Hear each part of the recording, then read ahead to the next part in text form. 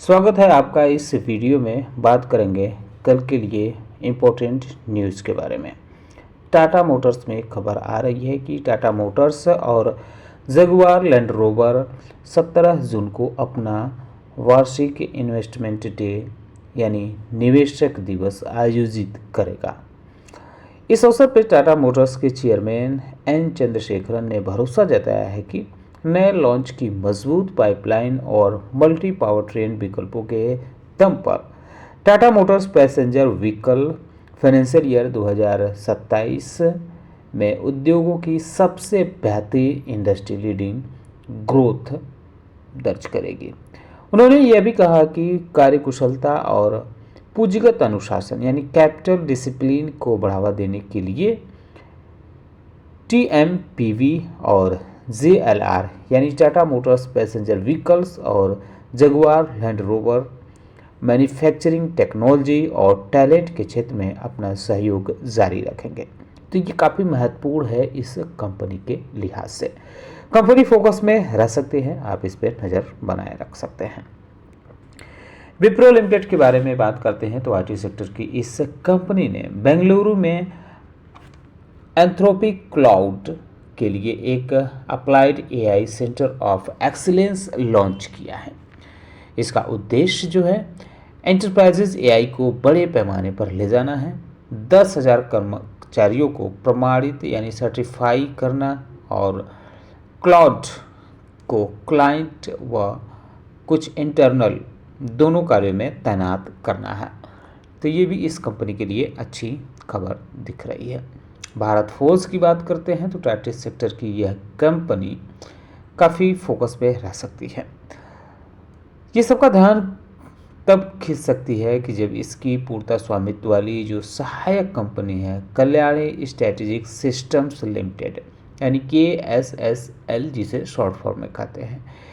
KSSL ने Paris में एक कार्यक्रम हुआ था यूरोसैटरी 2026।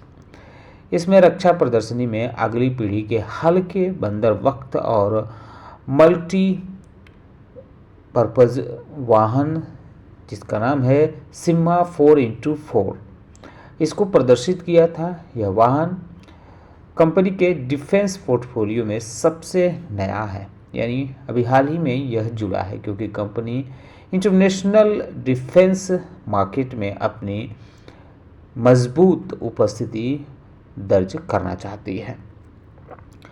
डोम्स इंडस्ट्रीज़ की बात करते हैं तो इसमें यह है कि आज कंपनी में यह चर्चा रह सकती है क्योंकि इसके प्रमोटर ग्रुप की इकाई FILA ने ब्लॉक डील के जरिए कंपनी में 7% तक की हिस्सेदारी बेचने की योजना का संकेत दिया है।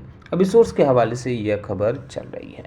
बेच डील का जो आकार होगा वो माना जा रहा है कि 5.2% हो सकता है इक्विटी का, जिसे 1.8 और बढ़ाने का विकल्प भी रखा गया है।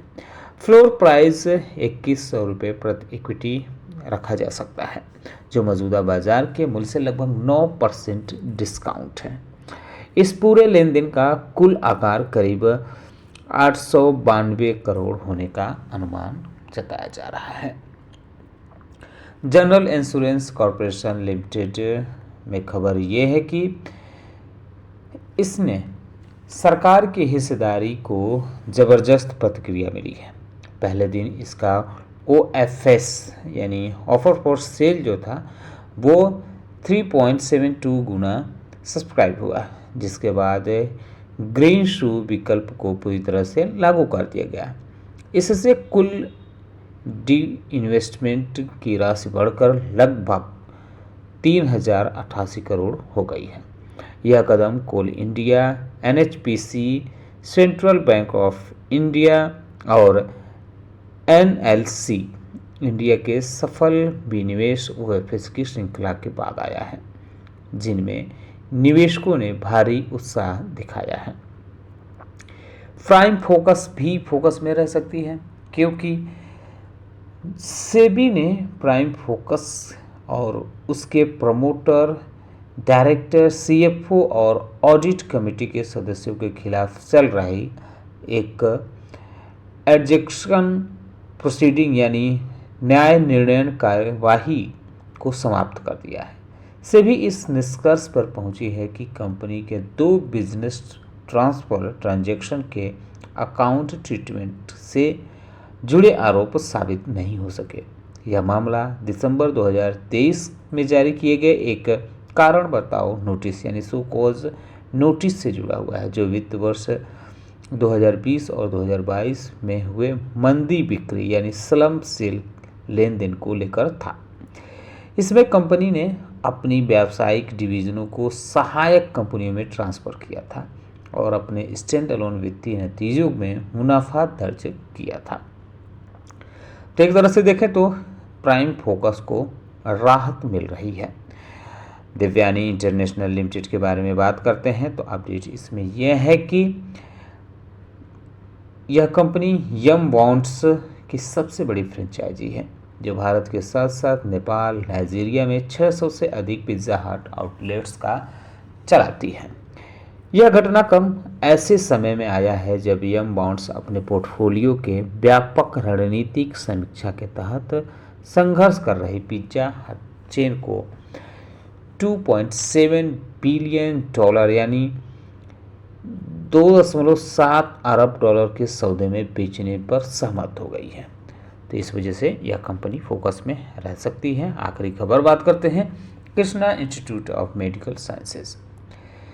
इस कंपनी ने 100% प्राइमरी इशुएंस के जरिए 15,000 मिलियन यानी लगभग 158 मिलियन या कह सकते हैं कि 1500 करोड़ के इक्विटी का क्वालिफाइड इंस्टीट्यूशनल प्लेसमेंट यानी QIP लॉन्च कर दिया है। इसका इंडिकेटिव इशू प्राइस 755 रुपये पर इक्विटी तय किया गया है, जो पिछले क्लोजिंग प्राइस से थोड़ा सा कम है, क्योंकि पिछला क्लोजिंग प्राइस 778 रुपये 65 पैसे था।